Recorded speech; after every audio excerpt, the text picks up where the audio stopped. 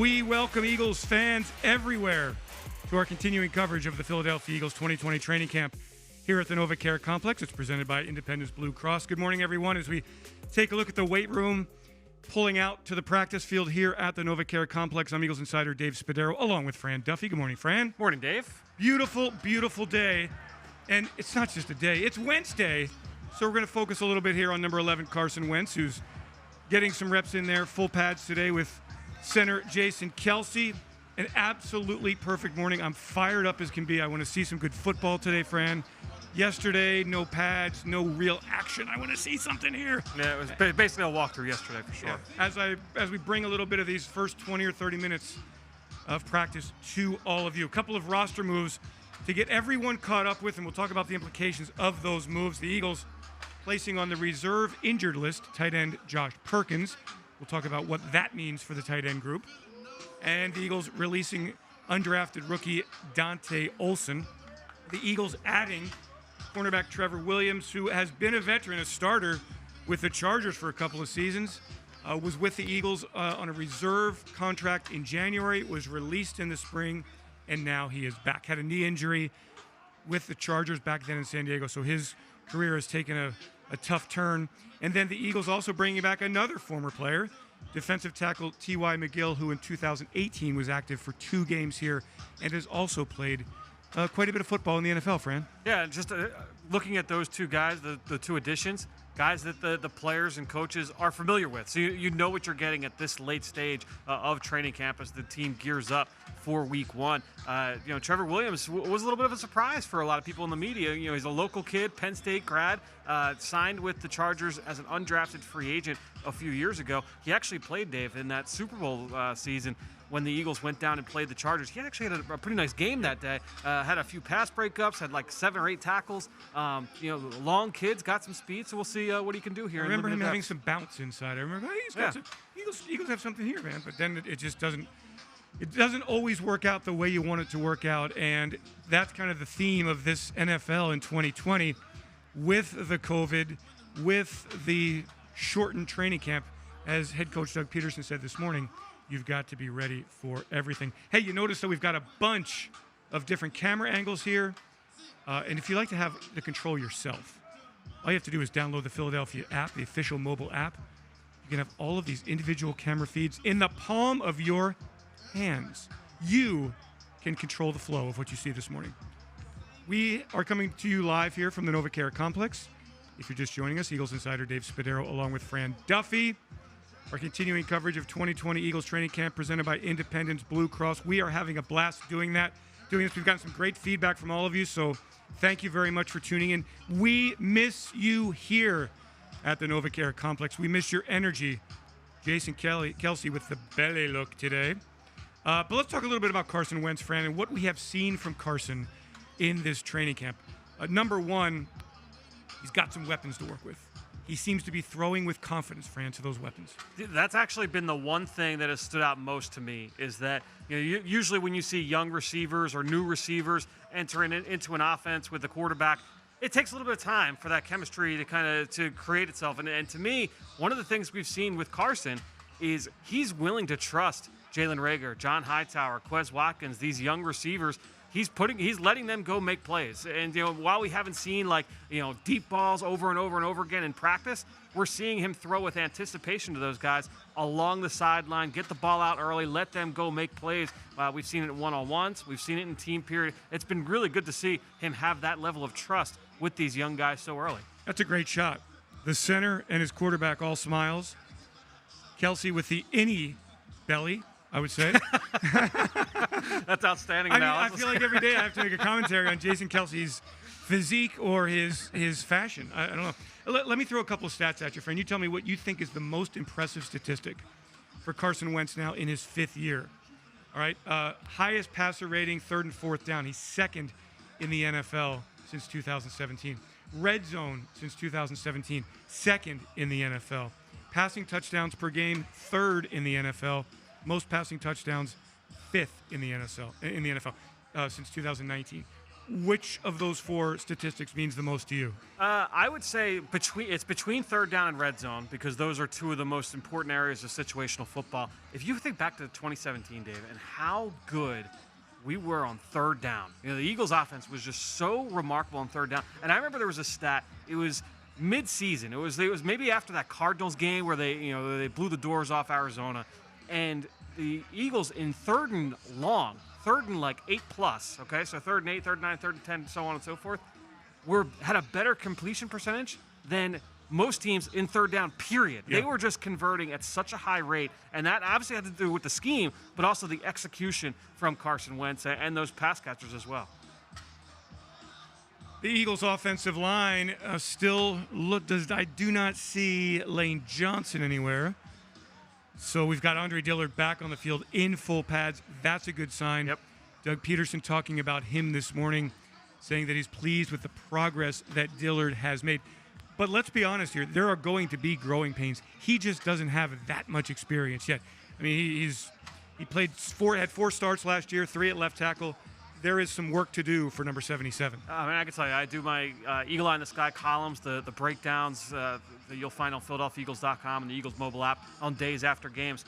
The focus for fans, everyone's going to want to see every single week. How's Andre Dillard looked? How did he do in the previous game? That's going to be a big topic this year. Speaking of look at Zach Ertz and the do. I mean, that's impressive.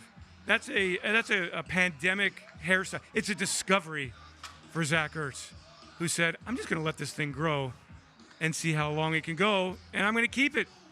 So he's got the big do, and he's going to have a big year catching passes from that guy right there on this Wednesday at the NovaCare Complex. My hair did not look like that in late May, early June.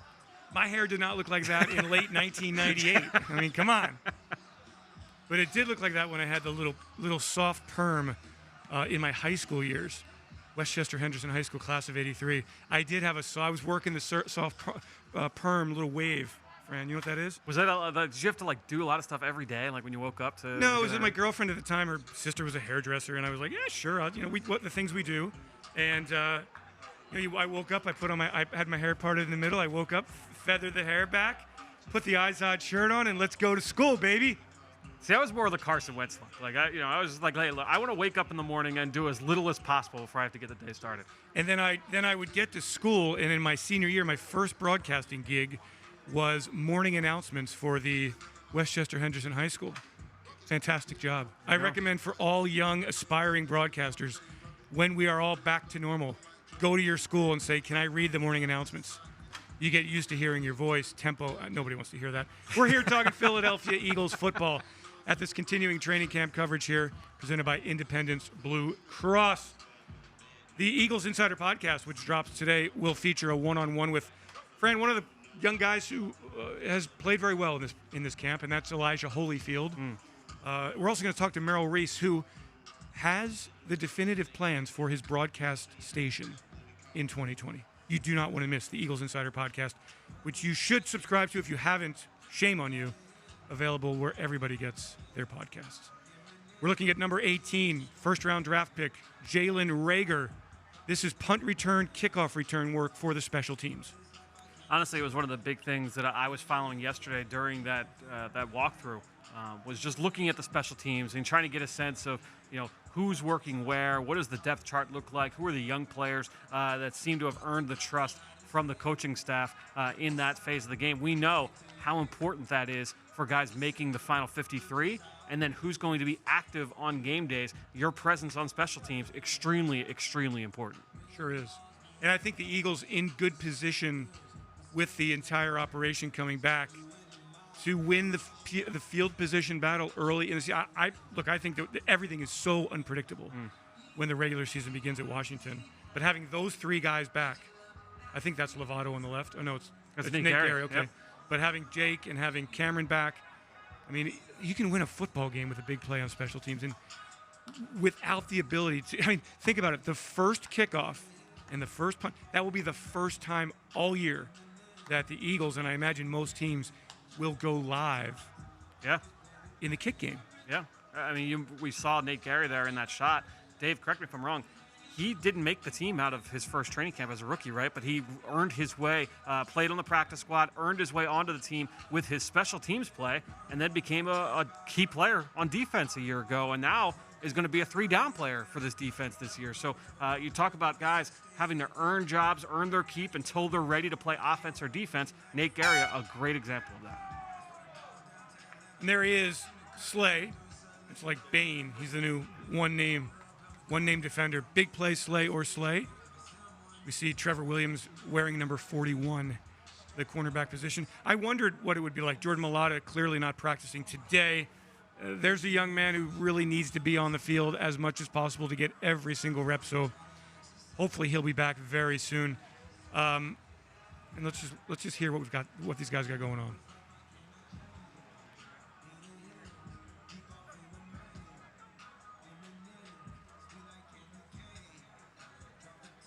You know, that defensive back group, Fran. Okay, Malcolm had a lot of personality. Obviously, B-Doc was, the idiot man, the Wolverine, the crazy. But that group has as much fun, maybe more, and a diversity of personalities more than I can ever remember with. That entire group really seems to get along well. It's just a very tight-knit group, and it has been over the last few years because we've seen a lot of young guys come into that room over the course of the few years, and they would influx a leader like a Malcolm Jenkins, like a Rodney McLeod into that group. And that's really that taught these young guys how to be pros. So you look at Jalen Mills, you look at Avonte Maddox, two guys that are going to be integral parts of that group this year. They learned from those guys, and now they're trying to show the way to some of the other young guys that have been added to that room as well. Now, for those of you just tuning in here for the first time, these are actually very important drills, okay? Football is a game of repetition. It's a game of perfecting your technique. And for example, these offensive linemen doing these step drills and understanding where the hand placement has to be for, let's see, a center and a guard. Get them in tight, and then you go. There's your footwork work. And turn and catch. Turn and catch. Jalen Reagor, rare drop there. Let's see J.J. Arcega-Whiteside. I mean, literally, you turn around and the ball is in your face immediately. And then the D-line, Fran, what are we doing here? Well, the D-line here is all about your get-off. So they're reacting to that pool noodle that's right in front of them. And so as soon as they see that first movement, they're just training those muscles, just get off the ball as fast as possible. Play with really low pads, explode into the backfield. This Eagles defensive line, they are taught every single day. Don't worry about how the offense is trying to block you. You are trying to wreak havoc, get upfield as fast as possible. Hey, Eagles fans, we know that there is no preseason schedule, but there is football on television in the Philadelphia market on Thursday night. Do not miss our all-access look at practice at 7 p.m. on NBC 10, followed by a re-air of the 2017 divisional round playoff win over the Atlanta Falcons at Lincoln Financial Field. You just can't get enough of that playoff run. No, every single chance I get to be able to watch any game from that season, especially the stretch run, especially the playoffs, you have to embrace that opportunity. So we expect a full practice today. We'll show you the first 20 minutes or so of the warm-ups, just to kind of open up the curtain, give you a peek, give you a feel, some smell. New defensive line coach Matt Burke, Nathan Ollie working there as well. Jeremiah Washburn there. Jeremiah Washburn on the far side, yeah. The number of coaches. Yeah, there's a way to tackle. Hey, you want to learn how to tackle, form tackling without bringing down a body, without hurting somebody? That's one way to do it. They get the big donut out there, and you're wrapping and finishing, and you see, from that drill, what they're doing is they're going to finish through the pad, as you can see it here. Get off the block, wrap and finish. Bring your feet through contact, and you get that ball carrier to the ground. And the reason why they like that donut as well, here they're keeping it stationary, but what they'll do sometimes is they'll roll the donut out. Use its round shape to just kind of put it on the move, make those guys wrap and finish on a moving target. Summertime, you see that kind of donut, you're diving through the donut. Not here. No. Not football. You're grabbing the donut, you're wrapping the donut, you're taking the donut to the ground. It's a beautiful Wednesday morning. Breakfast It's a beautiful time, like Wednesday morning. Wednesday morning. I'm doing different things with donuts than wrapping and taking them to the ground. That's exactly right. We go for a donut right now. Fletcher Cox working there with, was that Hassan Ridgeway? Looked like it, yep.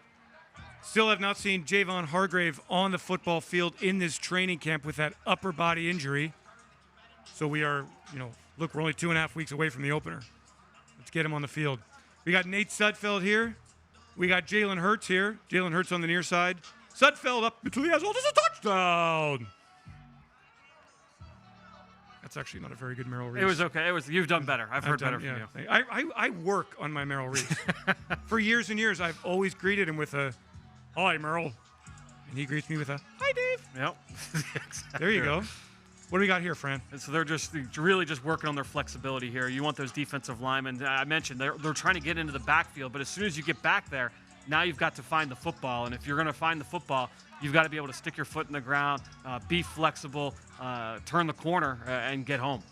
By the way, that rep taken by Malik Jackson there, who's had one of the best camps of any defensive lineman here, has been terrific.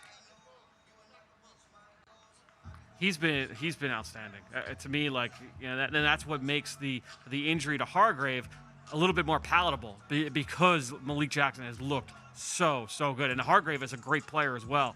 But just being able to see Malik Jackson come off that injury and look as good as he has certainly been a good sign moving forward. It's amazing though. We every year we go the last couple of years, Eagles are loaded at defensive tackle, and then the injuries just keep coming. Yep. It's just such a physical position. And last year, what was it? 4 of the top 5 defensive tackles were hurt. I counted that Fletch played alongside 7 different tackles. May have been 8. Yeah. Play action fake, throw. J.J. Arcega-Whiteside, who certainly has improved his game, has looked good in this camp. All right, let's see what we got up here. Is that Fletch? I believe that was Raekwon Williams. Okay. That was 61? I think it was a 6-1. Here's the 5-1. The Sharif Miller. Yep, Sharif Miller. He's had a nice camp, too.